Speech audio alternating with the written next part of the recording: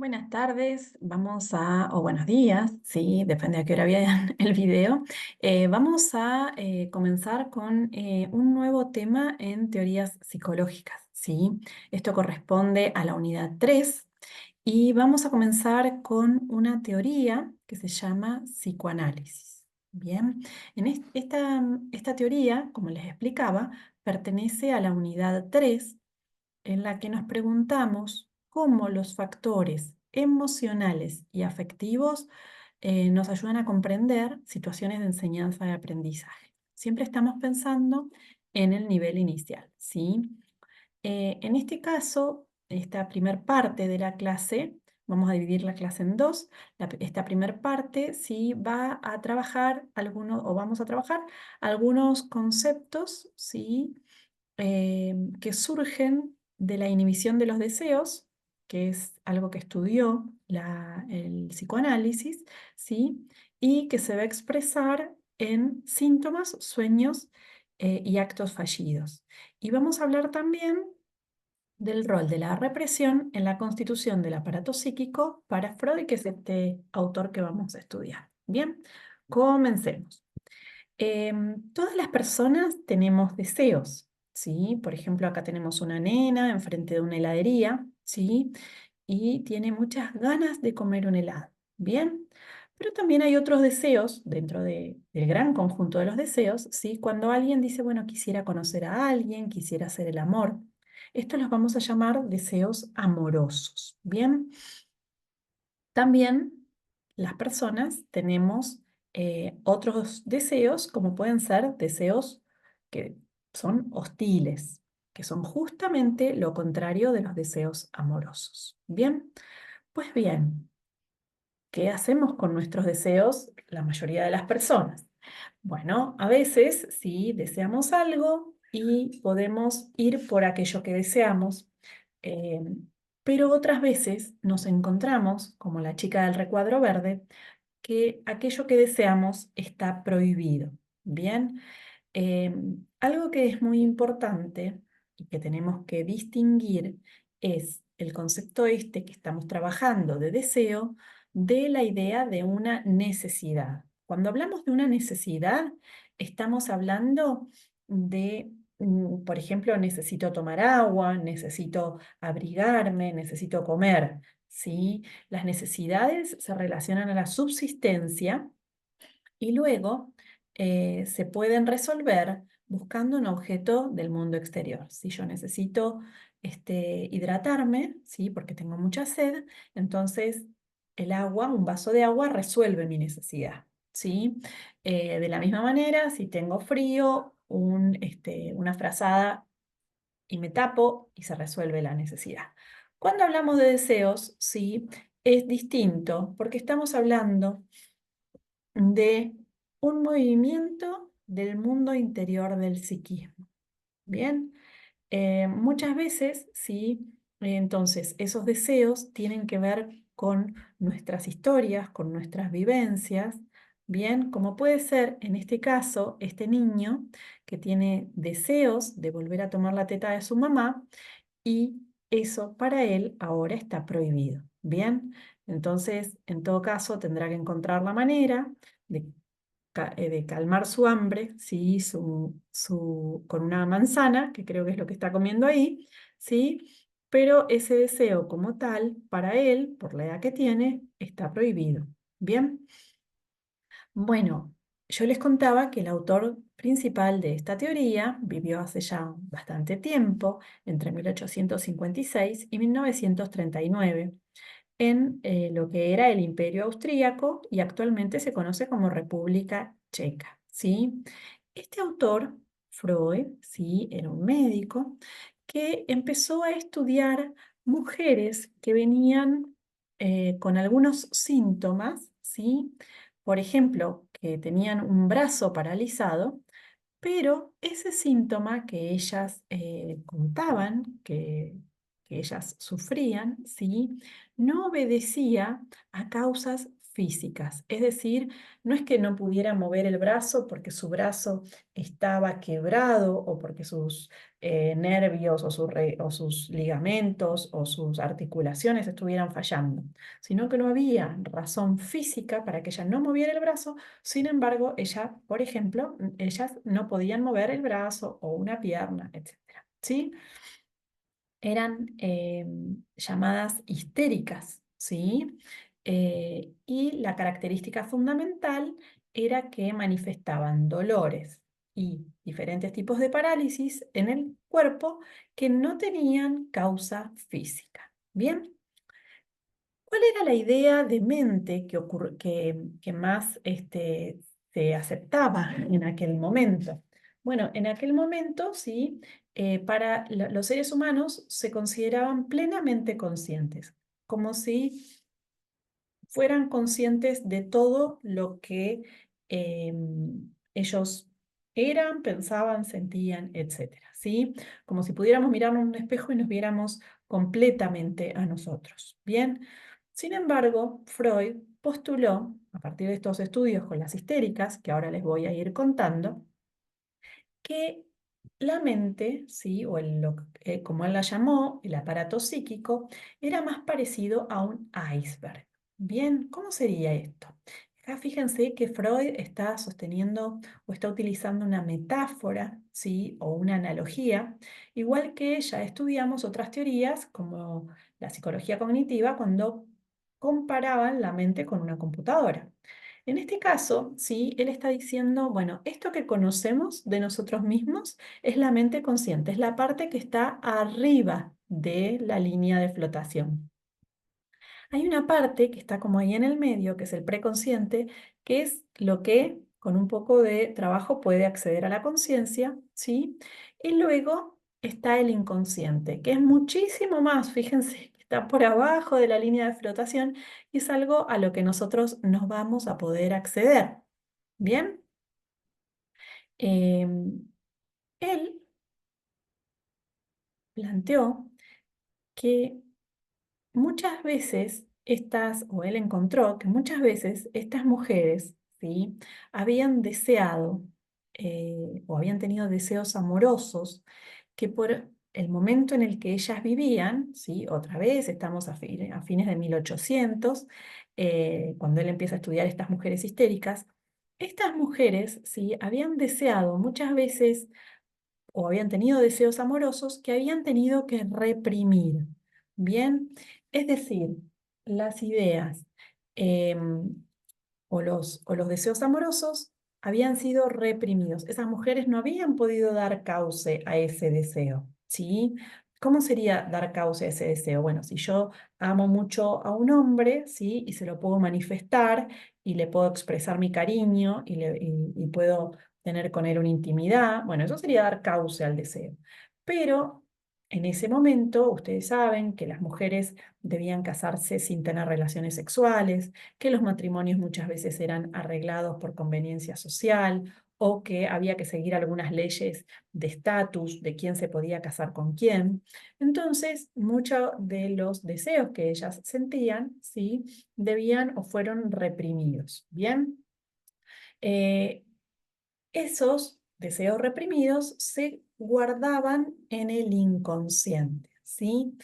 Pero no quiere decir que desaparecieran, sino que estos deseos reprimidos, que ahora son representaciones inconscientes, iban a hacer fuerza, fíjense cómo están las flechitas hacia arriba, ¿sí?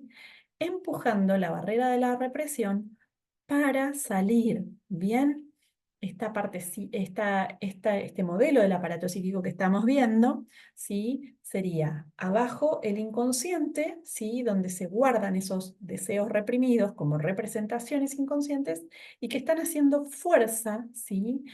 A, hacia la em, conciencia. Bien, ¿cómo es que van a pasar? Bueno, van a pasar por medio de lo que se conocen como manifestaciones del inconsciente, que ahora yo se los voy a contar un poquito, ¿sí? Tenemos los sueños, los actos fallidos, los chistes y los síntomas, ¿bien? vamos a hablar primero entonces de la idea o de la teoría que armó Freud a partir de estos estudios, ¿sí? Sobre sobre el aparato psíquico, ¿bien? Es lo mismo que en psicología cognitiva llamábamos mente, ¿bien? Freud plantea, ¿sí? Que nuestro aparato psíquico no es uno solo, como vimos al principio, que se suponía eh, en la idea de mente de la época, ¿sí? Sino que tenía por lo menos dos partes o tres, ¿sí? Depende, el autor podemos encontrar que está dividido en inconsciente y preconsciente, consciente o directamente en tres, conciencia, preconsciente e inconsciente. Estos tres modos, ¿sí? Funcionan de un modo distinto, ¿bien? Y tienen contenidos distintos, ¿bien? Por ejemplo, acá el aparato psíquico, fíjense que lo tenemos en celeste de este lado, ¿sí? Nosotros tenemos un sistema o una parte inconsciente que está dividida de la conciencia por medio de la represión o censura. Bien, entonces, en la parte consciente es la parte que nosotros sí accedemos, sí conocemos de nosotros mismos y que esta parte es la que típicamente, digamos, tenemos clara cuando estamos en vigilia. Bien, normalmente mientras funcionamos, estamos conscientes, ¿sí? Por ejemplo, pensamos y cuando ordenamos nuestros pensamientos, ¿sí? Ordenamos con unos principios, por ejemplo, el de la temporalidad, ¿sí? Decimos, esto ocurrió primero, esto ocurrió después, esto ocurrió más tarde, ¿sí? Otra característica es el principio de realidad.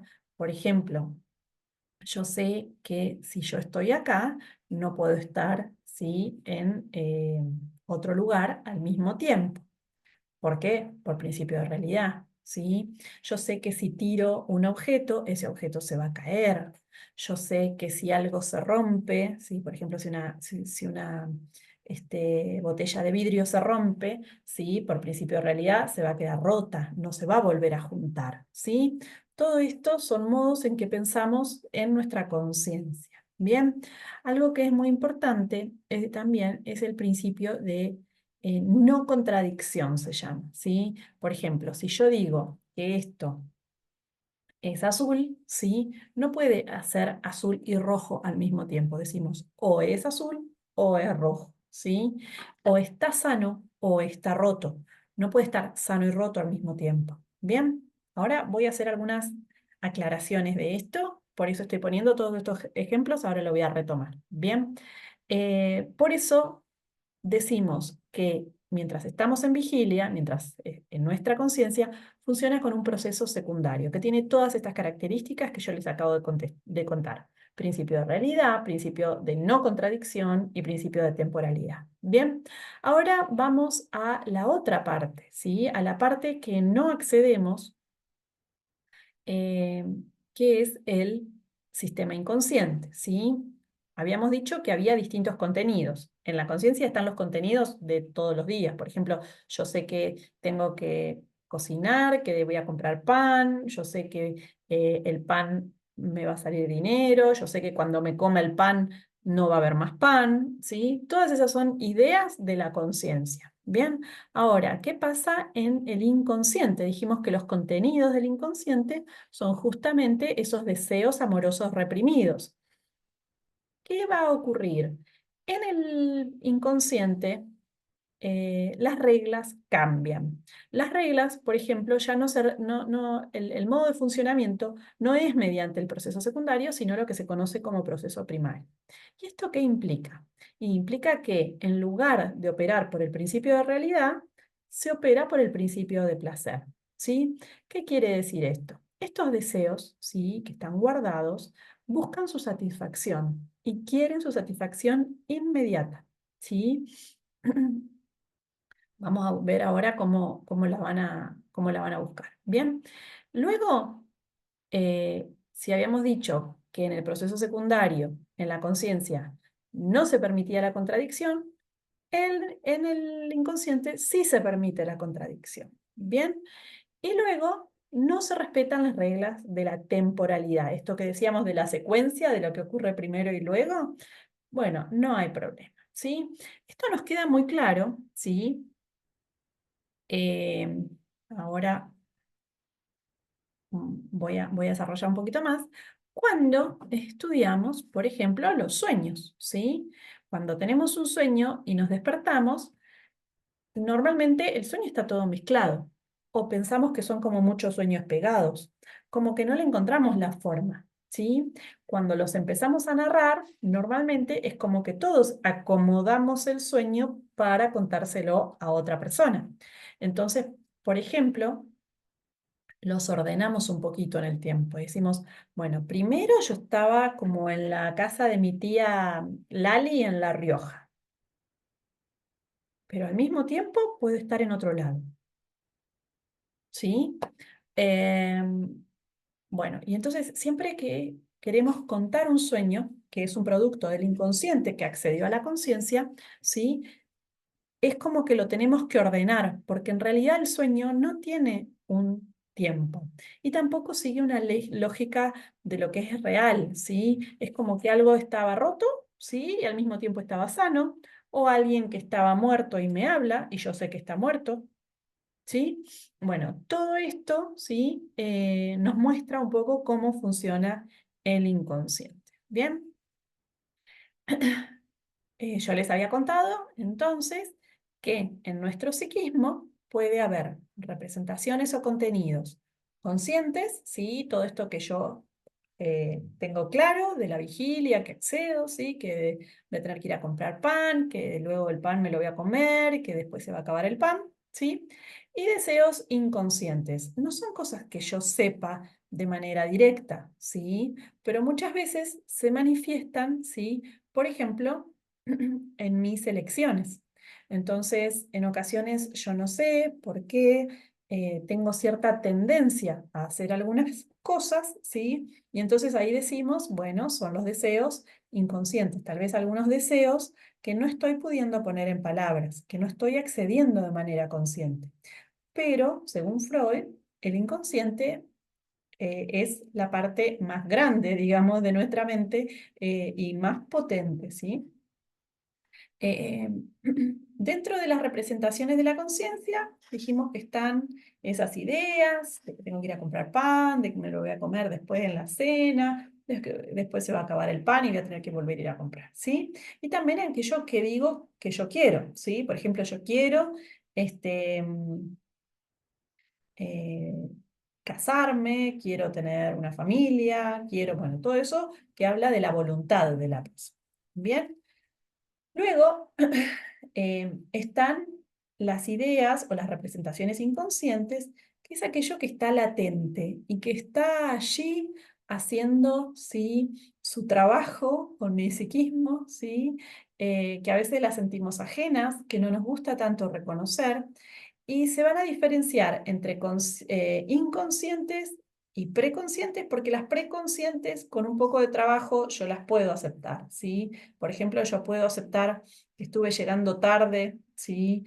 Eh, a, a encontrarme con mi novio, porque en realidad ya no me está interesando verlo, ¿sí? Porque yo ya no estoy sintiendo deseos hacia él, ¿sí? Con un poco de trabajo, mm, hago un ejercicio y accedo a ese conocimiento, ¿sí?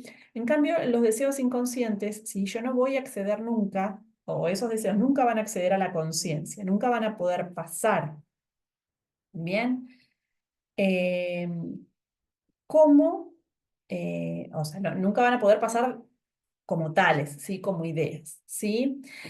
¿Cómo es que pasan? Bueno, van a pasar, ¿sí? Como si fueran disfrazados. ¿Por qué decimos disfrazados? Y porque van a pasar eh, de una manera que sea como tolerable. Entonces, por eso aparece el chiste, por eso aparecen los sueños, por eso aparecen los síntomas. Porque en el caso de un sueño, nosotros decimos, ay, soñé que tenía relaciones sexuales con mi vecino. Bueno, no pasa nada, fue un sueño, ¿sí? O hacemos chistes con algo, ¿sí? Una alumna me dijo hace un tiempo que ella hacía mucho tiempo que estaba que era amiga con una persona y que siempre hacían el chiste, bueno, si a los 30 estamos solos los dos, nos vamos a terminar juntos, jaja, jaja, jaja, y que su mamá le decía, entre broma y broma, la verdad se asoma. Y bueno, dicho y hecho, esta chica terminó de novia con el amigo, ¿sí? Entonces, bueno, había un deseo ahí, pero había también una negación que no permitían que ellos dieran lugar a su deseo, ¿sí? Entonces, por eso decimos que normalmente no pasan, o la mayoría de nuestros deseos inconscientes que están reprimidos, no pasan, pero luego algunos pasan. ¿Y cómo es que pasan? Bueno, como ideas disfrazadas, ¿sí? Que sean más tolerables para la conciencia. ¿Por qué? Porque es verdad que todos estos deseos, ¿sí? Nos avergüenzan, son embarazosos, son difíciles y a ninguno de nosotros nos gusta aceptarlo, ¿sí? O muchas veces no nos gusta aceptarlo. Algo que es importante saber es que según Freud, todas las personas, ¿sí? A ver, aun cuando tuvieran, por ejemplo, una pareja, puede ser que sientan deseos amorosos hacia otras personas, ¿sí? Y que no puedan darle lugar a esos deseos amorosos porque justamente están en una pareja. Entonces, ¿qué pasa con el deseo amoroso? Por ejemplo, si es una persona que tiene un deseo amoroso con su compañero de trabajo, pero está en una pareja y inhibe y reprime y se va al inconsciente el deseo amoroso con el compañero de trabajo. Bien, em, ¿cómo hizo Freud para mostrar que existía un inconsciente? Bueno, él estaba estudiando, como yo les contaba, a las mujeres histéricas, estas mujeres que tenían síntomas, y esos síntomas no referían a ningún problema del cuerpo, ¿bien? Y que em, tenían estos síntomas que se llaman síntomas neuróticos, ¿bien? Y empezó a conversar con ellas y empezó a encontrar de manera recurrente, ¿sí? Que estas mujeres no tenían permitido dar lugar a sus deseos amorosos, ¿sí? Encontró, por ejemplo, una mujer, o una de las mujeres que él estudió, era una mujer que había pasado mucho tiempo cuidando a sus padres, porque era lo que le había tocado en la familia, ser la menor, que cuida a los padres o que cuida al padre enfermo. Y para cuando el padre se murió, ella ya era muy grande para tener una pareja, ¿sí? Eh, en otro caso, otra de las mujeres tenía deseos amorosos hacia su cuñado, pero en el arreglo familiar el cuñado había sido casado con su hermana, entonces ella también tenía que reprimir esos deseos, ¿sí? Eh, bueno, y entonces empezó a hablar con ellas, con estas mujeres, y empezó a encontrar que estos deseos inconscientes aparecían a través de los síntomas. Por ejemplo, la mujer que cuidaba a su papá tenía adormecido el brazo y no podía manejar el brazo, que era el brazo con el que ella levantaba a su papá para alimentarlo, para que tomara agua, etcétera, ¿sí? Em, Luego también encontró que estos deseos inconscientes se expresaban en los chistes, en los sueños y en los actos fallidos o lo que se conoce como lapsus, ¿sí? De esta manera, Freud, ¿sí? Que es el autor de esta teoría tan conocida, que es la teoría en la que los pacientes se acuestan en el diván, ¿sí? Pudo asomarse y conocer eso que pasaba en lo inconsciente, ¿sí? Entonces, yo les conté que el primer síntoma, o lo primero que él estudió, ¿sí? Eran los síntomas neuróticos, ¿sí? Que eran esas enfermedades del cuerpo que no tenían origen en el cuerpo, sino que tenían otro origen. Y que en la medida en que él empezó a conversar con estas mujeres, las mujeres empezaron a hablar y empezaron a contar lo que les pasaba, él empezó a encontrar, por ejemplo, que estos deseos se deslizaban, por ejemplo, en los actos fallidos. Y aquí tenemos un ejemplo, ¿sí? Un hombre invita a su jefe a cenar y al llegar a su casa informa a su mujer de la cena pronosticada para la noche y le dice que tienen que salir de compras. Ellos no reparan en gastos, compran las mejores cosas para impresionar al jefe. Llegada la noche, tocan el timbre, el hombre recibe a su jefe y pasa a presentárselo a su mujer, y éste extiende su mano y suelta un sincero recibimiento con las palabras, hola, mucho gasto, ¿sí? En vez de decir mucho gusto. Este es un ejemplo, ¿sí? Cuando nos sale una palabra en lugar de otra, ¿sí? Acá tenemos otra. Una madre, al rellenar un permiso de viaje para su hija, suplantó el nombre de la pequeña por el suyo, ¿sí? Evidentemente, la mamá deseaba volar lejos de casa. Bien, acá tenemos otro. Un directivo estampa su firma en el lugar destinado al presidente de la empresa. Acto fallido que nos demuestra que en su inconsciente está tratando de suplantarlo, firmando en su lugar. Bien. Y otro ejemplo, sí, aparece en los chistes. ¿En todos los chistes? No en todos los chistes, en algunos. Por ejemplo, acá tenemos un ejemplo que dice, mamá, estoy tan feliz, encontré un analista que finalmente me está ayudando a superar mis temores de parecerme a ti. Eh, o acá, listo para salir de mi zona de confort, ¿sí? El que no quiere cambiar nada de su vida, ¿sí? Y luego hablábamos de los sueños, ¿sí? Que son esos contenidos, digamos, cuando estamos dormidos, ¿sí? Que nos aparecen y donde se van enredando cosas que a veces no tenemos mucha idea, no sabemos qué tiene que ver, que yo estaba en la casa de mi tía Lali en La Rioja y apareció mi profe de química de secundario y me traía un pollo al ajillo, ¿no? Y uno al otro día cuando lo cuenta dice, ¿esto qué tiene que ver con qué? ¿Bien? Bueno, hasta aquí esta primera parte de la clase de psicoanálisis, ¿sí? El texto que estamos leyendo es el texto que prepararon las profesoras Gabriela Gorostizaga y Bárbara Bruberis, ¿sí? Para introducirlos en los conceptos básicos de la teoría psicoanalítica. Esta es la primera parte de la clase. A continuación, vamos con la segunda.